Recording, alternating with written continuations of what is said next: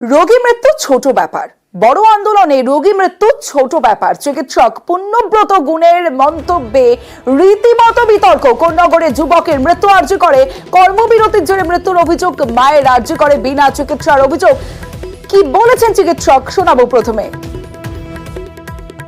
অভিষেক বন্দ্যোপাধ্যায় একটা টুইট করেন, টুইট করে এই মৃত্যুর জন্য জুনিয়র ডাক্তারদের আন্দোলনকে দায়ী করেন। তার পরিপ্রেক্ষিতে জয়েন্ট প্ল্যাটফর্ম অফ ডক্টরসের পক্ষ থেকে আমি এবং হিরালাল কোনার চিঠি অভিষেক বন্দ্যোপাধ্যায়কে, সেইটা ভাইরালও হয়। আর সেখানে আমরা প্রকৃত ঘটনাটা কি ঘটেছিল সেটা লিখেছিলাম। তার পরিপ্রেক্ষিতে ছেলেটির মা আমাকে ফোন করে আমাকে জিজ্ঞেস করেন যে আপনি কি আরজি করেন অমুক। আমি বললাম না, আমি আরজি করেন নই।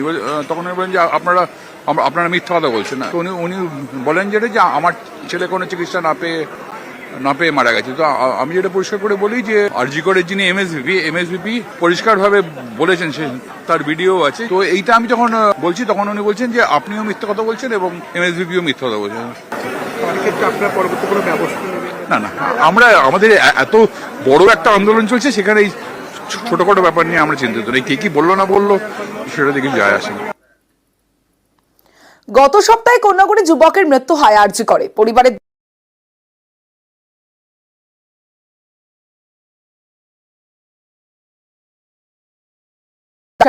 এবার ক্ষোভ উগরে দিলেন মৃত যুবকের মা। ওয়েস্ট বেঙ্গল ডক্টরস ফোরামের আহ্বায়ককে ফোন করে দাবি করলেন মিথ্যে বলছেন ডাক্তাররা। এদিকে জুনিয়র ডাক্তারদের কর্মবিরতির জেরে ভোগান্তির অভিযোগ অব্যাহত। কোথায় ট্রিটমেন্টটা হলো বলুন? ট্রিটমেন্টটা হয়নি, ডাক্তার মিথ্যে কথা বলছে, ট্রিটমেন্টটা হয়নি। আমার ছেলে তোর বিয়ে পড়েছে ডাক্তারদের জন্য, ডাক্তারদের গাফিলতির জন্য। পথ দুর্ঘটনায় আশঙ্কাজনক অবস্থা। আরজি করে নিয়ে গেলে সেখানে মৃত্যু হয় কোন্নগরের যুবকের। গত সপ্তাহের এই ঘটনায় শুরু হয় চাপানুতর। পরিবারের দাবি জুনিয়র ডাক্তারদের কর্মবিরতির জেরে বিনা চিকিৎসায় মৃত্যু হয়েছে বিক্রমের। যা মানতে নারাজ আরজি করের আন্দোলনকারী জুনিয়র ডাক্তাররা। এ নিয়ে ওয়েস্ট বেঙ্গল ডক্টরস ফোরামের আহ্বায়ক পুণ্যব্রত গুণকে ফোন করেন কোন্নগরের মৃত যুবকের মা। ফোনে উগরে দেন ক্ষোভ। আপনি দাবি করেছেন আপনি পেশেন্টকে ট্রিটমেন্ট করেছেন, কিন্তু আমার পেশেন্ট তো কোনো ট্রিটমেন্ট পায়নি। আমার ছেলে তো লাস্ট পর্যন্ত ট্রিটমেন্ট না পেয়ে মারা গেল। তাহলে আপনি এই দাবিটা কেন করছেন আর আপনি এই মিথ্যে কথাটা কেন বলছেন?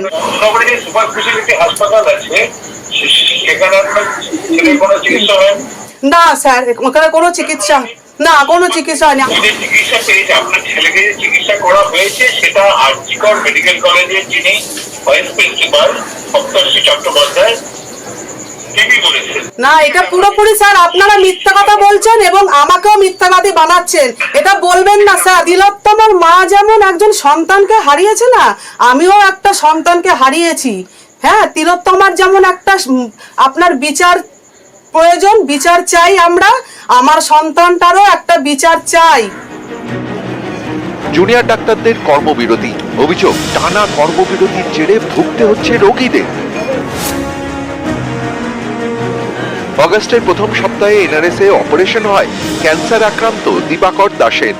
আরেকটি অপারেশনও হওয়ার কথা, কিন্তু চিকিৎসকের অভাবে নাকি সেটা আটকে।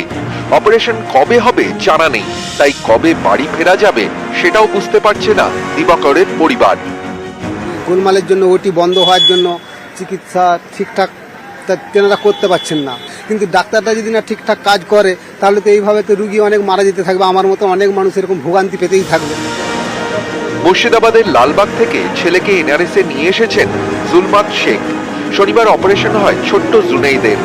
এখন ভালো আছে, কিন্তু জুলমাতের দাবি কর্মবিরতির জেরে দিনে একবার মাত্র চিকিৎসক আসছেন। কর্মবিরতি উঠে গেলে আরো ভালো পরিষেবা পাওয়া যেত। রেপের ঘটনা হলে এখানে চাদর টেঙা বসে আছে, কাজ আসছেন। জুনিয়র ডাক্তারদের জন্য সমস্যা হচ্ছে। জুনিয়র ডাক্তার তো যাচ্ছে না, সিনিয়র ডাক্তার দেখছে। আমরা জুনিয়র ডাক্তার চাই, এরা এসে দেখুক। সব ডাক্তার না বসলে তো মানুষ মারা যাবে। নিউজ 18 বাংলা। এবার হুগলির খবরের দিকে নজর রাখবো। বাইকের ধাক্কা